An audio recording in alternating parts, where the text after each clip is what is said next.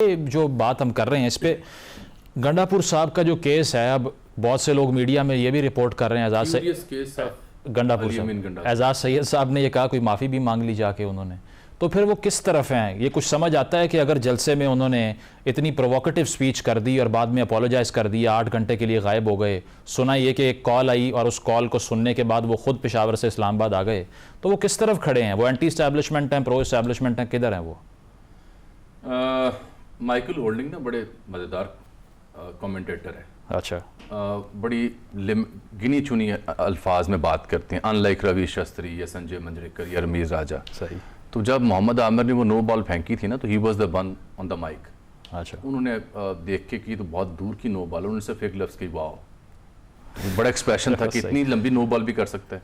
तो जब मुझे वो याद आए मोहम्मद आमिर की नो बॉल, तो अली अमीन की गुफ्तगू को मुझे मेटाफरी नहीं मिल रहा था कि ये तो मोहम्मद आमिर की नो बॉल से कोई 10 फुट आगे की नो बॉल है। मैं माइकल होल्डिंग के लफ्ज़ों में वाओ को ज़रा लंबा करके खींच के बयान करने की कोशिश कर रहा था। अच्छा। अब मसला ये हुआ कि अली अमीन गंडापुर साहब के हवाले से जितनी भी आपने स्टोरियाँ देख रहे हैं ना, जो मेरी इत्तला है वो ये है कि वो इंतज़ार कर रहे हैं कि उनकी इमरान खान से मुलाकात कब हो।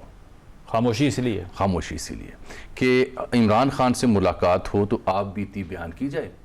अच्छा। और फिर उनसे पूछा जाए कि हाँ जी महाराज अब कितना को बयान करना है और कितना बयान नहीं करना। जिस नहज पे इमरान खान जा रहे हैं, I think he will give him go ahead कि जाएं, जो भी हकीकत है वो बयान करें। यही वजह है कि उन्होंने उससे पहले ना हल्की हल्की आग पखा दी है केपी असेंबली में कि इजलास जारी है, तकारीर हो रही हैं, रेजोल्यूशंस आ रही हैं। सो उनकी जो बाकी लीडरशिप है वो क्या कह रही है कि he was into an important meeting, security official से, गवर्नमेंट ऑफिशियल से जो वर्किंग रिलेशनशिप होते हैं किसी भी सीएम के, सुबह 4 बजे तक चलती उस हिसाब से वो थी और जैमर्स लगे हुए थे। लेकिन मुझे आज तक की तारीख में कोई सीएम जो है वो 9 घंटे जिसको ट्रेस ना किया जा सके, ऐसी कोई मिसाल नहीं मिलती जिसके वेयर अबाउट्स का ना पता हो, और फिर उसके बाद 2 दिन की खामोशी हो, और फिर एक्सक्यूज़ दिया जा रहा है उनका गला ख़राब हो गया, गला बैठ गया तकरीर करने के बाद। बैठने था जो इतने भारी अल्फाज वो बोल रहे थे, उन अल्फाज की उनके वजन से बैठ गया होगा। तो मेरा ख्याल है कि जो मेरी इत्तला भी है कि ही इज़ वेटिंग टू सी इमरान खान।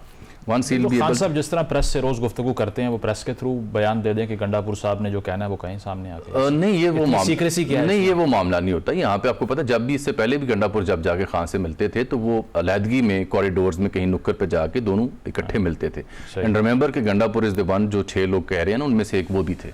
तो अब ये गंडापुर की फेट भी यहाँ इमरान के यहाँ डिसाइड होगी। और फिर दूसरा तो कुछ लोग ये भी परत हो रहे थे कि अच्छा जो कुछ हो गया है उसके बाद तो गवर्नर राज की बातें भी सुनने को मिली थी, जो कि आई थिंक तो किसी बात है, उसका कोई जवाब नहीं बनता। आप मजीद आग को बढ़ावा दे रहे हैं। एक बात मैं और ऐड करना चाहूँगा, ये इस हुकूमत की, जो ज़रार साहब भी शायद कह रहे थे, इस हुकूमत की बका ही इसी में है कि पीटीआई और एस्टेब्लिशमेंट की कन्फ्रंटेशन ऑन गोइंग रहे। अच्छा। क्योंकि देखिए ये जलसा जो है उसको लाइमलाइट में कौन लेके आया? गवर्नमेंट। 29 मकामात आपने सील किए, कंटेनर्स लगा दिए, जलसे से पहले ही आपने ऐसी मैयर्स ली कि वो जलसा टॉक ऑफ द टाउन बन गया। ये डिबेट ही नहीं हो रही जलसा कामयाब या नाकाम था। लेकिन इससे जब मैशत सफ़र करेगी तो नुकसान गवर्नमेंट का ही होगा। मैशत 20 किलोमीटर दूर मवेशी मंडी में लगाया गया था जलसा, उसका मैशत से क्या ताल्लुक था? नहीं, अगर मुल्क में अमन अमान ही मेंटेन नहीं होता, पॉलिटिकल इंस्टेबिलिटी चलती रहती है, तो उसके मौजूद हालात तो नहीं। एग्जैक्टली, तो उसका जिम्मेदार कौन है? हुकूमत जिम्मेदारी लेगी इसकी। भाई हुकूमत का काम होता है ना, हुकूमत स्टेक होल्डर से बैठती है, बात करती है, सही मामले को आगे बढ़ाती है। हुकूमत की ख्वाहिश होती है कि मुल्क में चैन हो। बिल्कुल। हुकूमत इस तरह का जो अदम इस्तेहकाम है, पॉलिटिकल इंसिक्योरिटी है, जो इकोनॉमिक इंसिक्योरिटी अफोर्ड नहीं कर सकते। कैसे आई डोंट नो। ठीक है ज़रार साहब, ये जो एंटी इस्टेब्लिशमेंटेरियन है कोट एंड कोट पीटीआई का बयानिया, इस पे आपको लगता है कोई परसिस्टेंस, कोई मुस्तकिल मिजाजी भी है गंडापुर साहब के हवाले से, जो जामी साहब ने भी बात की, या वैसे ख़बरें गर्दिश कर रही हैं कि अगर एक सूबे के चीफ एग्जीक्यूटिव को कॉल आती है और वो उस कॉल पे लबैक कह के चले जाते हैं, 8 घंटे के लिए गायब हो जाते हैं, बाद में 9 घंटे बाद में खामोश हो जाते हैं, तो फिर वो किस तरफ खड़े हैं? अगर तकरीर को सुना जाए तो उसमें तो वो कह रहे हैं कि इदारा भी हमने ठीक करना है, और साथ 15 दिन की डेडलाइन भी दे रहे हैं कि हम आकर छुड़वा कर ले जाएंगे। फिर सहाफ़ियों को भी वो अल्टीमेटम दे रहे हैं कि बाज आ जाइए वरना उल्टा लटका देंगे आपको। तो कहाँ खड़े हैं, कि किस तरफ स्टैंड कर रहे हैं ये? देखिए, ये तो गंडापुर साहब ही बेहतर बता सकेंगे। मैं एक कंस्पिरेसी थ्योरी डाल सकता हूं अगर आप चाहें जी। और वो ये है कि अब कुछ लोगों का कहना है कि हुकूमत ने, आप हुकूमत कहें, रियासत कहें, एक ही बात है तकरीबन, ने थोड़ी सी लचक दिखाई थी कि बिल आखिर एनओसी दे दिया जलसे का, वो मान लिया कि इस्लामाबाद को कंटेनरिस्तान बना दिया और काफी बीच में मुश्किलात का सामना भी करना पड़ा लोगों को, लेकिन फिर भी चले आप कहें कि आपने एक दाना डाल दिया कि यार चले कोई बात नहीं यार, अब कर लो जलसा। और फिर उस जलसे में जाके अच्छा अब अगर आप खान साहब के बयान को ही देखें तो इसका मतलब है कि इससे पहले मुज़ाकरात हो रहे थे, बेशक दरवाजे अगर खुले नहीं थे तो खिड़की तो खुली थी, उससे बातचीत हो रही थी। सही। फिर आते हैं गंडापुर साहब एक स्पीच देते हैं जिसके बारे में कई लोग कहते हैं कि बड़ी कंफ्रंटेशनल थी और so on and so fourth, जिसके बाद फिर हम देखते हैं कि हुकूमत कहती है कि यार तो बड़ा अच्छा मौका मिल गया हमें, अब हमको एक कार्रवाई डालते हैं, और कार्रवाई फिर डाल दी, हुकूमत ने डाली या किसी और ने डाली, बहरहाल। और उसके बाद ना अब कोई टॉक्स चल रही हैं और ना ही कोई ऐसी बात हो रही है कि यार बर्फ पिघले या मामला आगे बढ़े, वो पहले भी नहीं होने वाला था।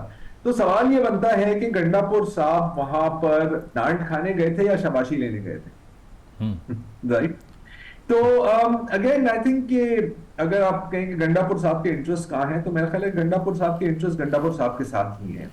अच्छा। और वो देखेंगे कि हाँ जाहिर है यार, देखें सेल्फ इंटरेस्ट एक बहुत बड़ी चीज होती है। ये कहना बड़ा आसान होता है कि मैं जी अपने लीडर के लिए जान कुर्बान कर दूंगा, मैं अपनी पार्टी के लिए जान कुर्बान कर दूंगा, ये कहने वाली चीजें होती हैं। असल में कोई किसी के लिए अपनी जान कुर्बान नहीं करता, बंदे को अपने ही मफादात सबसे अहम लग रहे होते हैं। तो बिल्कुल आई थिंक गंडापुर साहब भी यही गेम खेल रहे हैं जैसे सब खेल रहे होते हैं। नहीं, अगर वो वेस्टेड इंटरेस्ट में ये गेम खेल रहे हैं तो फिर खान साहब ये क्यों कह रहे हैं कि जो कुछ उन्होंने कहा है मैं स्टैंड करता हूं उसके साथ? देखिए खान साहब को तो हमेशा कॉन्फ्रंटेशन और इस तरह के बयानात अच्छे ही लगे हैं ना, तो इसमें कोई नई बात नहीं। खान साहब देखिए, खान साहब को जेल भेजने का एक बहुत बड़ी जो आउटकम जो चाहिए था इन्हें, वो ये था कि कट ऑफ हो जाए ना पार्टी बाकी पार्टी लीडरशिप के साथ, लोग टोकन बांट रहे हो कि यार आपकी पारी कब जाएगी, तो जो मतलब जाके बात कर लेता है उनके साथ, तो जाहिर कि उनको वो बातें। ज़रा साहब लेकिन ज़रा साहब अगर ये हुकूमत फीड ही इंस्टेबिलिटी पे कर रही है, जिस तरह से जामी साहब ने भी कहा, आपने भी कहा कि अगर कन्फ्रंटेशन चलेगी तो हुकूमत सेफ फील करेगी, तो ये तो बहुत नैरो माइंडेड अप्रोच नहीं है? इससे लॉन्गर वर्क इससे मुल्क कैसे चलेगा? कैसे चलेगा? इंतहाई नैरो माइंडेड अप्रोच है, लेकिन आप और क्या एक्सपेक्ट कर रहे हैं जी? शौकत साहब, ये जो हम बात कर रहे हैं, इससे पहले गंडापुर साहब की जो तकरीर थी, जो उसका रिज़ल्ट हमने देखा होते हुए, अब आगे के लिए लाहौर जलसे का ऐलान हो रहा है। इससे पहले जुमे को मुल्कगीर एहतजाज की कॉल है, तो वहाँ पर भी यही होगा, कंटेनर्स लगेंगे, इंटरनेट बंद कर दिया जाएगा, या फिर अब गवर्नमेंट कोई मुख्तलिफ स्ट्रैटेजी अपनाएगी कि उसका कोई फ़ायदा नहीं हुआ, उल्टा आपने उनको विक्टिमाइज़ करके और ग्लोरीफाई कर दिया? कोई लेसन लेगी हुकूमत इससे, या वही वतीरा होगा इस बार भी? देखें, इस बारे में तो गवर्नमेंट का कोई मिनिस्टर या जो गवर्नमेंट के साथ काम करते हैं लोग वो बता सकते हैं। हम तो जर्नलिस्ट के तौर पर जो अपनी असेसमेंट है वो शेयर कर सकते हैं। मसलन जो प्रोटेस्ट है जुमे वाला, मेरा तो नहीं ख्याल इसमें कोई कंटेनर लगाने की ज़रूरत है, क्योंकि जितनी भी कॉलें आई हैं 25 मई 2022 के बाद, उसके बाद वो कॉलें बस 26 नवंबर का था अलबत्ता कि वो भी खान साहब पिंडी तक आए थे, आगे नहीं आ सके थे।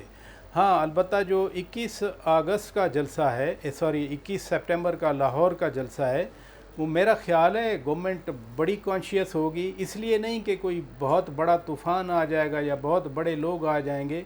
ये संगजानी वाला जलसा भी तो पूरी केपी गवर्नमेंट आई, पंजाब में तो उनकी गवर्नमेंट भी नहीं है।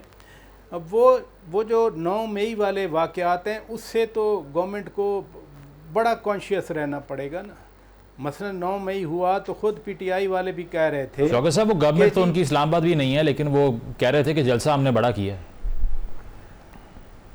अब देखें, जहां 2014 का धरना था, आखिरी दिनों में खान साहब कहा करते थे कि मेरे सामने इंसानों का समंदर है और चंद खाली कुर्सियां पड़ी होती थी। तो रेटरिक जो है ना पॉलिटिक्स में, वो चलता है। इतनी तो रियायत हमें देनी चाहिए। कोई कह दे कि बहुत बड़ा जलसा है तो कहने नहीं, इससे क्या फ़र्क पड़ता है। बात ये थी कि कहा जा रहा था कि ये इतना बड़ा जलसा होगा कि हुकूमत चली जाएगी, लेकिन अचकज़ई साहब ने खुद कह दिया कि जब वो अचकज़ई साहब स्टेज पे ही कह रहे थे ना कि इस तरह के जलसों से क्या इनकलाब आता है, वो मेरा ख्याल है वो कमेंट काफ़ी था। लेकिन लाहौर की बात और है, जो मैं बात कर रहा था 9 मई के कॉन्टेक्स्ट में, पीटीआई वाले खुद कहते थे कि हमें रोका क्यों नहीं गया जब हम उधर जा रहे थे। तो गवर्नमेंट पे वो भी प्रेशर है। और ये भी प्रेशर है कि कहीं खुदा ना खास्ता कोई और ऐसी सूरत हाल ऐसी ना डेवलप हो जाए जिसकी वजह से फिर कोई मामलात ख़राब हो जाए मज़ीद। समो पाकिस्तान का इमेज भी तो ख़राब होता है ना, यानी 9 मई से जो इंटरनेशनल था कि अच्छा पाकिस्तान फ़ौज पे अपने लोग अटैक कर रहे हैं, इससे बड़ा पाकिस्तान के लिए एज अ स्टेट रेस्ट जो एक डिफेमिंग है या एक सेटबैक है वो क्या हो सकता है? नहीं, अब तो 10 सितंबर की डिबेट है ना, वो कह रहे हैं कि ये पार्लियामान पर 9 मई जो हुआ है वो 10 सितंबर को हुआ है।